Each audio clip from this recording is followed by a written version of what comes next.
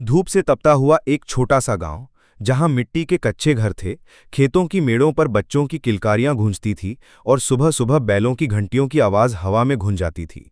उसी गांव के एक छोटे से घर में आरव का जन्म हुआ। उसका घर इतना छोटा था कि उसमें मुश्किल से 2 कमरे थे। एक में पूरा परिवार सोता और दूसरे में रसोई और बर्तन रखे जाते। आरव का बचपन गरीबी के बीच गुजरा। पिता खेतों में मजदूरी करते थे और माँ दूसरों के घर काम करके परिवार चलाती थी। अक्सर घर में खाने के लिए सिर्फ दाल भात ही होता। कई बार तो ऐसा भी होता कि रात का खाना सिर्फ नमक रोटी पर ही कट जाता। लेकिन इन सब के बावजूद माँ हमेशा कहती थी, बेटा, भूख और गरीबी इंसान की किस्मत तय नहीं करती, मेहनत ही असली किस्मत है। याद रखना, अगर चाहो तो अपने जीवन की दिशा बदल सकते हो। आरव माँ की बातों को ध्यान से सुनता। वो अभी छोटा था, पर उसकी आंखों में एक अलग चमक थी, जैसे वो दुनिया को बदलने का सपना देखता हो। स्कूल की शुरुआत। गांव के स्कूल में बस 4 कमरे थे। टेबल कुर्सी तो दूर, बच्चों को जमीन पर बैठकर पढ़ना पड़ता था। ब्लैक बोर्ड पर धूल जमी रहती, पंखा कभी चलता कभी नहीं। लेकिन आरव को पढ़ाई से बहुत लगाव था। जब वो पहली बार स्कूल गया तो उसके पास न जूते थे, न सही बैग। फटी हुई किताबें और पेंसिल लेकर वो कक्षा में बैठा। बच्चे उसका मजाक उड़ाते, देखो गरीब लड़का, किताब भी फटी हुई है। लेकिन आरव चुपचाप पढ़ाई करता रहा। धीरे धीरे उसकी मेहनत रंग लाई। परीक्षा के समय वही बच्चे उसे सवाल पूछने आते। पहली कक्षा से लेकर 5वीं तक आरव हमेशा टॉपर रहा। ताने और हौसले। गांव के लोग अक्सर उसके परिवार का मजाक उड़ाते, तेरे बाप को देखो, खेतों में मजदूरी करता है, तू भी बड़ा होकर यही करेगा, पढ़ाई लिखाई तेरे बस की नहीं है। ऐसी बातें सुनकर आरव का दिल टूट जाता। लेकिन हर बार उसकी माँ उसका हाथ पकड़कर कहती, बेटा, भूख और गरीबी इंसान की किस्मत तय नहीं करती, मेहनत ही असली किस्मत है। याद रखना, अगर चाहो तो अपने जीवन की दिशा बदल सकते हो। माँ की यही बातें उसके लिए ईंधन बन जाती। किताबों से दोस्ती। गांव के स्कूल में किताबों की कमी थी। लाइब्रेरी नाम की कोई चीज नहीं थी। लेकिन आरव के टीचर राजीव सर उसकी लगन देखकर बहुत प्रभावित हुए। एक दिन उन्होंने कहा, आरव, तुम्हें पढ़ाई में गहरी रुचि है, मैं तुम्हें अपनी कुछ किताबें देता हूं, इन्हें ध्यान से पढ़ना। उस दिन से किताबें ही आरव का सबसे बड़ा खजाना बन गई। वो घंटों मिट्टी के चबूतरे पर बैठकर किताबें पढ़ता रहता, गणित के सवाल हल करता, भूगोल के नक्शे बनाता और इतिहास की कहानियां सुनाता। गांव के बच्चे खेल में व्यस्त रहते, लेकिन आरव की दुनिया किताबों में बस गई। छोटे सपने, बड़ी सोच। रात को जब सब सो जाते तो आरव घर के बाहर आकाश की ओर देखता। टिमटिमाते तारों को देखते हुए सोचता, क्या मैं भी एक दिन बड़ा आदमी बन सकता हूं? क्या मैं गांव से बाहर जाकर कुछ ऐसा कर पाऊंगा कि लोग मेरा नाम याद रखें? माँ उसके सपनों को भांप आती। एक रात उसने कहा, बेटा, सपने देखना बहुत जरूरी है, लेकिन उससे भी जरूरी है मेहनत करना। किस्मत अपने आप कभी नहीं बदलती, उसे बदलना पड़ता है, और वो सिर्फ मेहनत से बदलती है। ये शब्द आरव के दिल में हमेशा के लिए उतर गए। समय धीरे धीरे बीत रहा था। अब आरव 8वीं कक्षा में था। पढ़ाई में वो हमेशा अव्वल आता। लेकिन उसकी परिस्थितियां वही थी, घर की गरीबी, पैसों की तंगी और समाज का ताना। सपनों की चिंगारी। एक दिन स्कूल में करियर डे मनाया गया। गांव में पहली बार ऐसा आयोजन हुआ था। जिला मुख्यालय से कुछ अफसर आए थे और बच्चों को समझा रहे थे कि पढ़ाई करके कैसे बड़ा बना जा सकता है। उनमें से एक अफसर ने मंच से कहा, अगर तुम मेहनत करोगे तो तुम भी एक दिन कलेक्टर बन सकते हो, देश की सेवा कर सकते हो। ये शब्द आरव के दिल में बिजली की तरह गिरे। कलेक्टर, गांव में सबसे बड़ा पद, सबसे इज्जतदार इंसान। उस दिन से उसने ठान लिया, मुझे बड़ा अफसर बनना है, चाहे कितनी भी मुश्किलें क्यों ना आएं। समाज का ताना। जब आरव ने अपने दोस्तों से कहा कि वो आगे चलकर आईएएस अधिकारी बनेगा तो सब हंस पड़े। अरे तेरे बाप खेत में मजदूरी करता है, तेरे लिए यही ठीक है। गांव वाले भी कहते, बेटा, सपने देखना अच्छी बात है, पर इतनी ऊंचाई के सपने मत देखो, ऐसे सपने गरीबों को शोभा नहीं देते। आरव की आंखों में आंसू आ जाते, लेकिन माँ हमेशा उसके सपनों को सहलाती। बेटा, लोग तो बोलेंगे, लेकिन सुनो मत। याद रखो, सपने देखने का हक हर किसी को है, अमीर को भी और गरीब को भी। टीचर का साथ। राजीव सर ने आरव में गजब की लगन देखी। एक दिन उन्होंने उसे बुलाकर कहा, आरव, तुम्हारा सपना बड़ा है और ये अच्छी बात है, लेकिन याद रखना, बड़े सपनों की राह हमेशा कठिन होती है, तुम्हें और मेहनत करनी होगी। क्या तुम तैयार हो? आरव ने तुरंत कहा, जी सर, चाहे जितनी मेहनत करनी पड़े मैं करूंगा। उस दिन से राजीव सर ने उसे अतिरिक्त पढ़ाई कराना शुरू कर दी। शाम को उसे लाइब्रेरी ले जाते, अतिरिक्त किताबें देते, कठिन सवालों को हल कराते। आरव धीरे धीरे और निखरता गया। खेत और पढ़ाई, लेकिन सपनों और हकीकत में जमीन आसमान का फर्क होता है। जब फसल कटाई का समय आता तो आरव को भी खेतों में काम करना पड़ता। धूप से झुलसी हुई त्वचा, हाथों में छाले और थकान से टूटा हुआ शरीर, फिर भी शाम को किताबें खोलकर बैठ जाना। माँ अक्सर उसे देखती और कहती, बेटा अगर तू ऐसे ही डटा रहा तो एक दिन जरूर कामयाब होगा, तेरी मेहनत ही तेरी किस्मत बदलेगी। रातों का संघर्ष, गांव में बिजली अक्सर चली जाती थी, ऐसे में पढ़ाई करना मुश्किल हो जाता। लेकिन आरव हार मानने वालों में से नहीं था। वो मिट्टी के तेल का दिया जलाकर पढ़ाई करता। कभी कभी इतनी धुआं हो जाती कि आंखों से पानी बहने लगता, लेकिन फिर भी वो किताबें बंद नहीं करता। कई बार उसे लगता कि काश उसके पास भी शहर के बच्चों जैसा माहौल होता, लेकिन फिर माँ की बातें याद आती। हालात पर रोने से कुछ नहीं बदलता, हालात बदलने के लिए मेहनत करनी पड़ती है। पहला बड़ा इम्तिहान, 10वीं बोर्ड की परीक्षा का समय आया। ये उसके लिए पहला असली इम्तिहान था।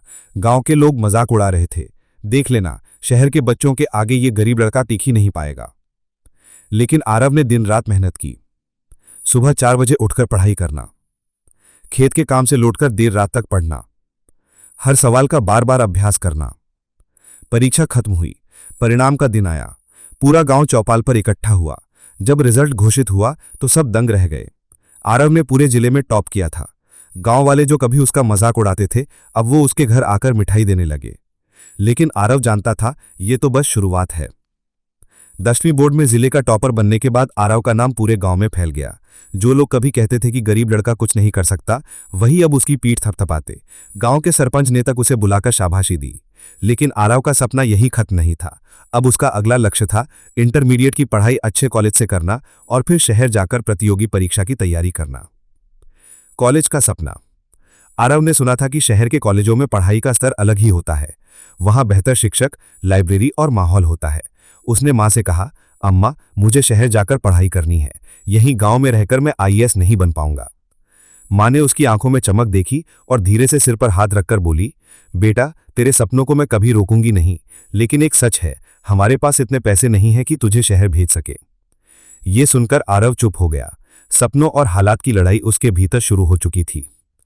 पैसों की तंगी, शहर के कॉलेज में एडमिशन की फीस 5,000 रुपए थी, ऊपर से हॉस्टल और किताबों का खर्च अलग। आरव जानता था कि उसके पिता दिन रात मजदूरी करके भी इतना पैसा नहीं जुटा पाएंगे। गांव के लोग फिर ताना देने लगे, बड़े अफसर बनने चला है, पहले कॉलेज की फीस तो भर ले। मां ने भी हार नहीं मानी। उसने घर घर जाकर लोगों के कपड़े धोने और काम करने का वादा किया ताकि कुछ पैसे इकट्ठा हो सकें, लेकिन फिर भी रकम पूरी नहीं हुई। मजदूरी और सपने, आखिरकार आरव ने खुद ही मजदूरी करने का फैसला किया। वो छुट्टियों में ईंट भट्टे पर काम करने लगा। सुबह 5 बजे से दोपहर तक मिट्टी ढोना, शाम को खेतों में मजदूरी और रात को किताबों की पढ़ाई। दिन का हर घंटा उसके लिए कीमती था। कभी कभी तो ऐसा होता कि वो सिर्फ 3-4 घंटे ही सो पाता। पहला बड़ा झटका, काफी मेहनत के बाद जब इंटरमीडिएट का रिजल्ट आया तो आरव ने पूरे राज्य में टॉप किया। ये सुनकर गांव में खुशी की लहर दौड़ गई। वही लोग जो कभी कहते थे कि गरीब लड़का क्या करेगा, अब कहते ये लड़का सच में गांव का नाम रोशन करेगा। लेकिन आरव जानता था कि ये अभी उसकी असली मंजिल नहीं है। उसका असली सपना अभी बाकी था, आईएएस अधिकारी बनना। इंटरमीडिएट में राज्य टॉपर बनने के बाद आरव का आत्मविश्वास और बढ़ गया। अब वो पहले से ज्यादा गंभीरता से अपने सपने की ओर बढ़ने लगा। उसका असली लक्ष्य था प्रतियोगी परीक्षा में सफलता हासिल करना। पहला कदम, आरव ने तय किया कि आईएएस की लंबी तैयारी से पहले उसे एक छोटी प्रतियोगी परीक्षा पास करनी चाहिए ताकि घर की आर्थिक स्थिति सुधर सके। उसने बैंकिंग और रेलवे जैसी परीक्षाओं के लिए तैयारी शुरू कर दी। पैसे की कमी अभी भी थी। उसने नई किताबें खरीदने के बजाय पुरानी किताबें और नोट्स इकट्ठा किए।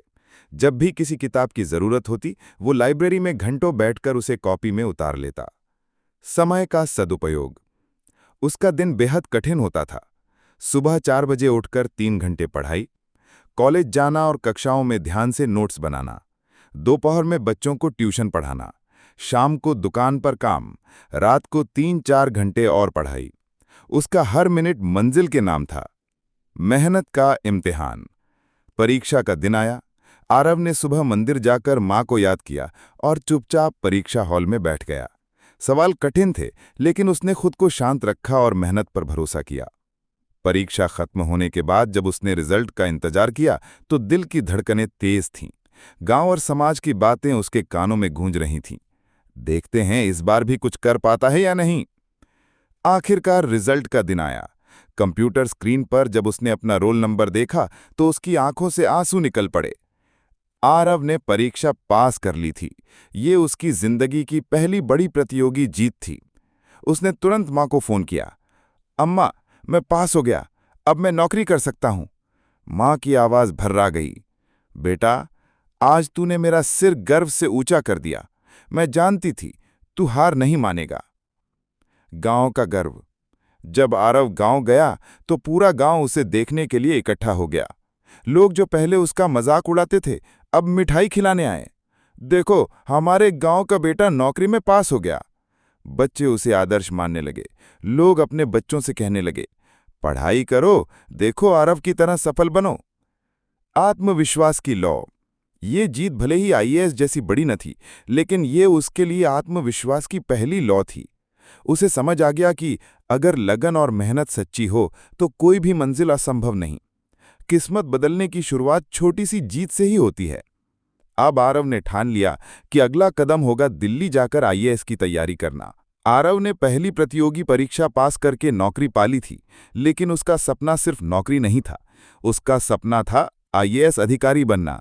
नौकरी से मिली पहली तनख्वाह में से कुछ पैसे उसने घर भेजे और बाकी पैसों को जमा करके दिल्ली जाने का फैसला किया।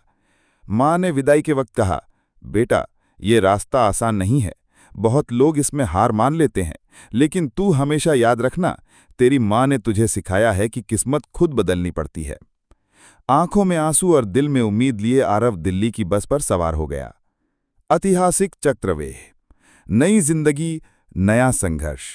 दिल्ली पहुंचते ही उसे एहसास हुआ कि यहाँ की जिंदगी गांव और छोटे शहर से बिल्कुल अलग है। किराए के कमरे की कीमत आसमान चूम रही थी। पढ़ाई के लिए कोचिंग क्लासेस बेहद महंगी थीं। शहर की भीड़ में खुद को संभालना मुश्किल था। आरव ने फिर वही पुराना रास्ता चुना, कम खर्च और ज्यादा मेहनत। उसने एक छोटा सा कमरा लिया जिसमें ना पंखा था ना ठीक से रोशनी, लेकिन वहां उसकी किताबें और सपने जरूर थे। दोस्त और नई राह। कोचिंग सेंटर में उसकी मुलाकात रिया से हुई। रिया भी एक छोटे कस्बे से आई थी और आईएएस की तैयारी कर रही थी। वो पढ़ाई में तेज थी, लेकिन हालात से जूझ रही थी। दोनों धीरे धीरे अच्छे दोस्त बन गए। रिया अक्सर कहती, आरव, हम जैसे लोगों को दुगनी मेहनत करनी पड़ती है। अमीरों के पास सब सुविधाएं होती हैं, लेकिन हमारे पास सिर्फ सपने हैं और सपनों को हकीकत बनाने के लिए पसीना बहाना पड़ता है।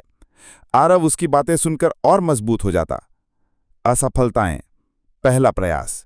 आरव ने पूरी मेहनत से यूपीएससी का पहला प्री एग्जाम दिया, लेकिन नतीजा आया और वो पास नहीं हो सका। दिल टूट गया। कई दिनों तक वो खुद को कमरे में बंद किए रहा। दूसरा प्रयास। इस बार उसने पहले से भी ज्यादा मेहनत की, लेकिन रिजल्ट में फिर वही फेल। उसकी आंखों में आंसू थे। वो सोचने लगा, क्या वाकई मैं गलत सपना देख रहा हूं? क्या किस्मत मेरे साथ कभी नहीं बदलेगी?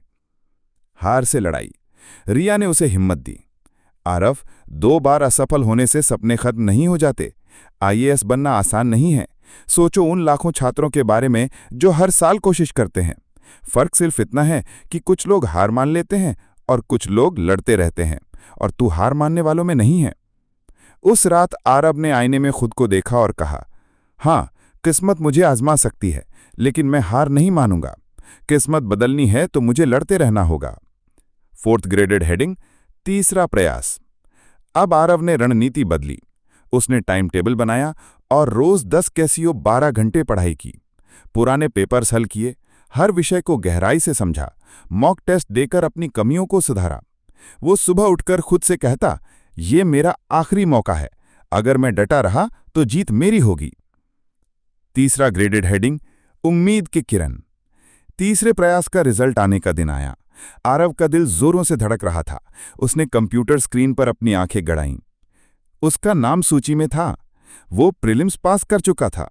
आंखों से आंसू निकल पड़े। ये अभी पूरी जीत नहीं थी, लेकिन एक बड़ी दीवार टूट चुकी थी। मेंस और इंटरव्यू। प्री पास होने के बाद आरव ने और ज्यादा मेहनत शुरू कर दी। अब उसके सामने मेंस और इंटरव्यू की चुनौती थी। दिन के 14 से 15 घंटे पढ़ाई, नोट्स की बार बार रिवीजन, रिया के साथ ग्रुप डिस्कशन और मॉक इंटरव्यू। मेंस का पेपर उसने आत्मविश्वास से लिखा, लेकिन असली इम्तिहान अभी बाकी था। इंटरव्यू बोर्ड के सामने बैठना। इंटरव्यू के दिन जब वो बोर्ड रूम में पहुंचा तो उसके भीतर हल्की घबराहट थी।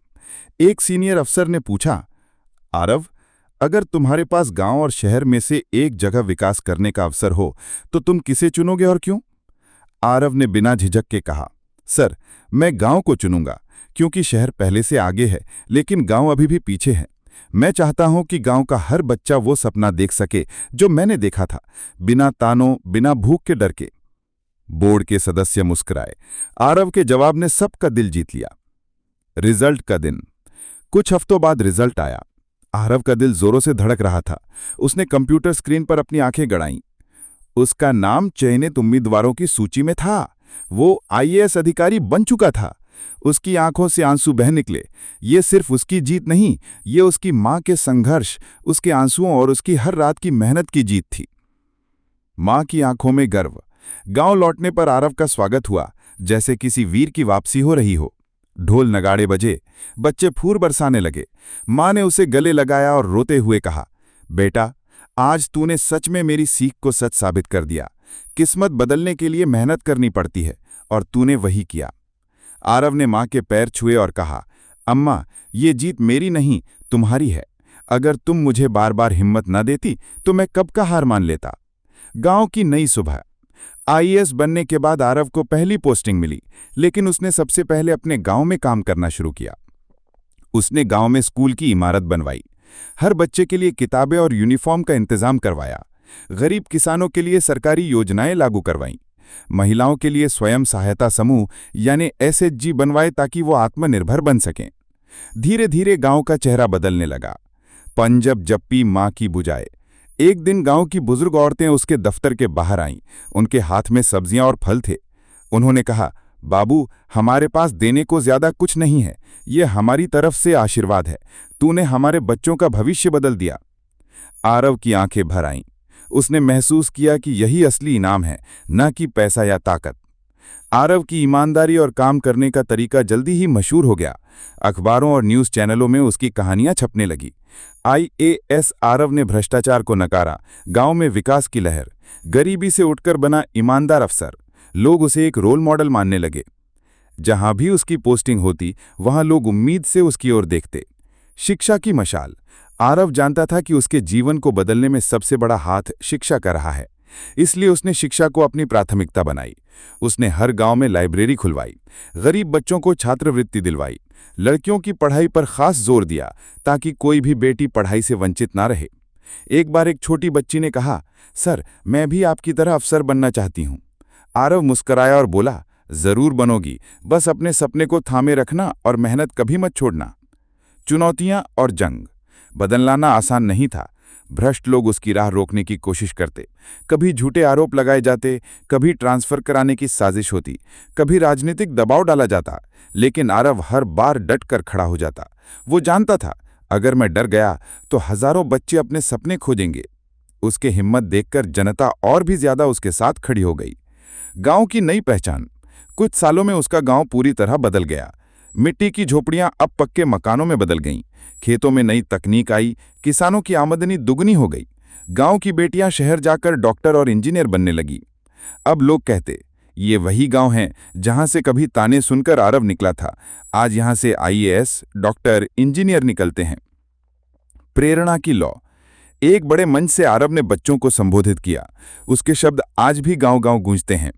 बच्चों, याद रखो, किस्मत आसमान से नहीं उतरती, किस्मत किताब में नहीं लिखी जाती, किस्मत हमें खुद लिखनी पड़ती है, मेहनत, हिम्मत और ईमानदारी से। अगर मैं बदल सकता हूं तो तुम सब बदल सकते हो। कभी हालात को दोष मत दो, तुम्हारे सपनों से बड़ी कोई ताकत नहीं। हजारों बच्चों ने उस दिन संकल्प लिया कि वे भी मेहनत करेंगे और अपने सपने को सच करेंगे। इस्कुब इस्कुरक उच्च। निष्कर्ष। आरव की ये यात्रा हमें ये सिखाती है कि हालात कितने भी कठिन क्यों ना हो, समाज कितने भी ताने क्यों ना दे, गरीबी कितनी भी गहरी क्यों ना हो,